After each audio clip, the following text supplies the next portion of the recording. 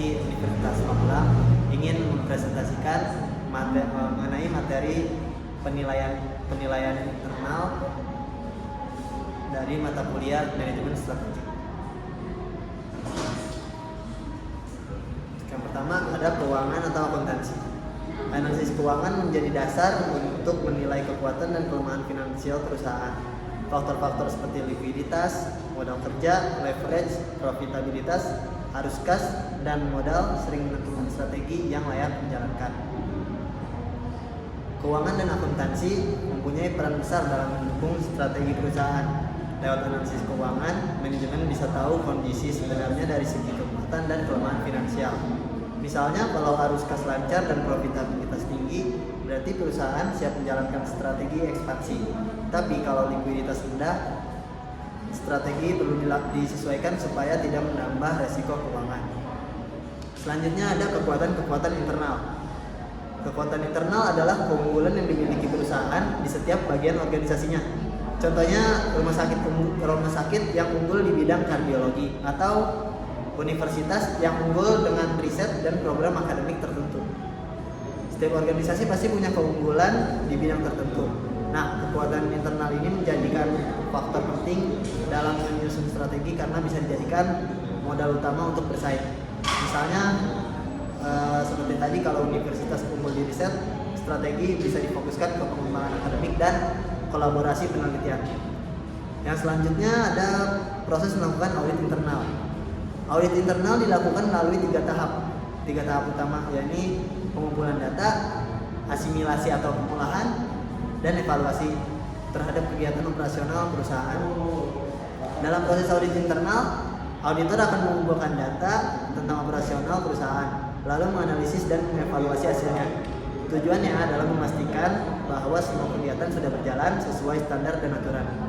Kalau ditemukan kelemahan, auditor akan memberikan saran perbaikan supaya operasional jadi lebih efisien. Lalu selanjutnya ada pandangan berbasis sumber daya atau resource based view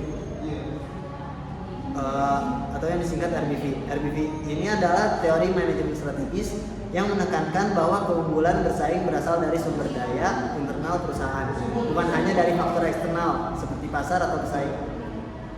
Jenis sumber daya menurut RBV itu ada 3, yaitu sumber daya fisik, sumber daya manusia, dan sumber daya organisasi. Contoh dari RBV ini kita bisa lihat dari perusahaan Apple. Apple ini unggul bukan hanya karena teknologi, tapi juga reputasi merek dan budayanya. Lalu contoh lainnya ada dari perusahaan Toyota. Toyota ini unggul karena sistem lean manufacturing yang efisien dan sulit ditiru pesaing. Pandangan RBV ini menekankan bahwa kekuatan terbesar perusahaan ada di dalam dirinya sendiri. Sumber daya seperti SDM yang kompeten, teknologi yang kuat, dan budaya organisasi yang baik bisa menjadi keunggulan kompetitif yang berkelanjutan. Kemudian ada menyatukan strategi dan budaya. Strategi adalah rencana untuk mencapai tujuan organisasi, sedangkan budaya mencapai nilai keyakinan dan perilaku dalam bekerja.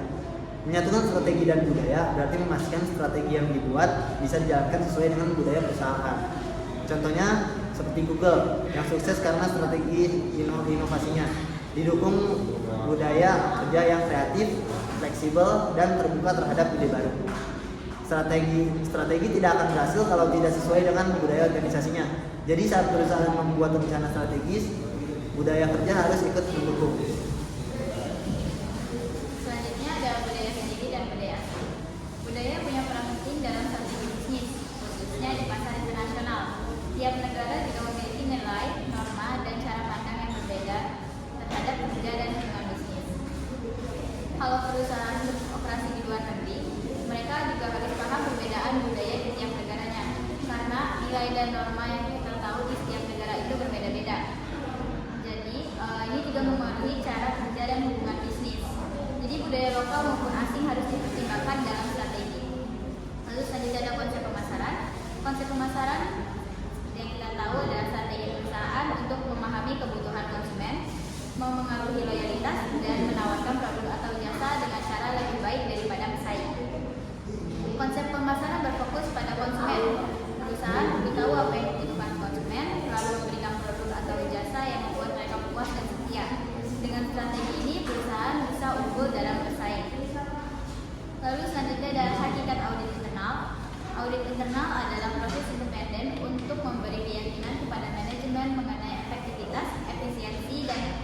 peran dalam operasi perusahaan. Yang pertama itu ada independen dan objektif. Independen dan objektif artinya audit internal harus dilakukan tanpa adanya pengaruh dari pihak luar. Auditor internal tidak boleh memihak supaya hasil evaluasi benar-benar murni menggambarkan kondisi perusahaan tersebut. Lalu selanjutnya ada penilaian pengendalian internal. Audit internal itu menilai apakah sistem pengendalian yang ada di perusahaan sudah berjalan efektif atau belum. Contohnya, apakah perlu prosedur keamanan data dijalankan atau apakah sistem keuangan sudah bisa mencegah kecurangan atau belum. Lalu ada evaluasi efektivitas. Tujuan akhirnya adalah menilai seberapa efektif jalannya operasional perusahaan. Kalau ada kelemahan, auditor memberikan rekomendasi agar perusahaan bisa lebih efisien dan efektif. Lalu selanjutnya ada fungsi keuangan atau akuntansi. Ada 3 keputusan utama dalam keuangan. Yang pertama itu investasi, kedua pendanaan, dan yang ketiga adalah dividen. Yang pertama itu investasi. Investasi ini menyangkut bagaimana modal dialokasikan ke kegiatan yang bisa menghasilkan keuntungan.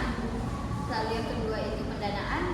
Pendanaan itu terkait dengan dari mana sumber modal didapat dan bagaimana struktur keuangannya. Lalu yang terakhir itu ketiga ada dividen. Dividen ini menyangkut keputusan apakah laba akan ditahan untuk pengembangan usaha atau dibagikan kepada pemegang saham. Lalu selanjutnya ada jenis dasar dan rasio keuangan. Rasio keuangan terbagi menjadi 5. Yang pertama adalah likuiditas. Kita bakal bahas yang rasio likuiditas itu dulu, yaitu mengukur kemampuan perusahaan membayar kewajiban jangka pendek. Misalnya apakah kas yang tersedia cukup untuk melunasi utang yang sudah jatuh tempo. Yang kedua adalah rasio solvabilitas, yaitu menilai kemampuan perusahaan melunasi kewajiban jangka panjang. Rasio ini penting untuk melihat apakah perusahaan bisa bertahan dalam jangka waktu panjang.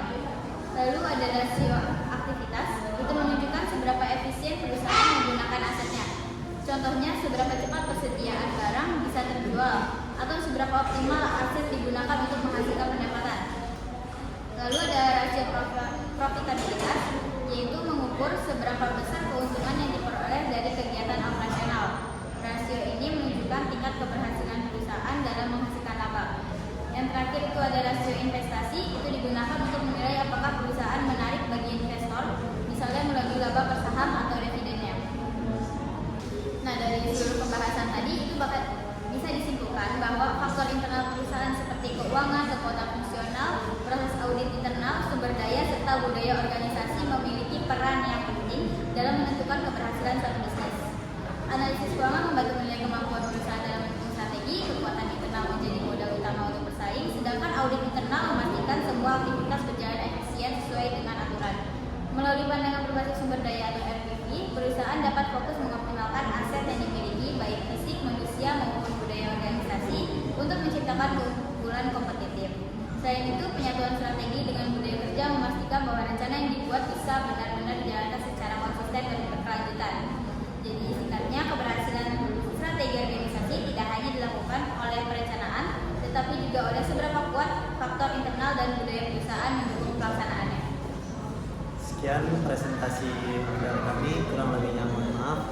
Wassalamualaikum warahmatullahi wabarakatuh.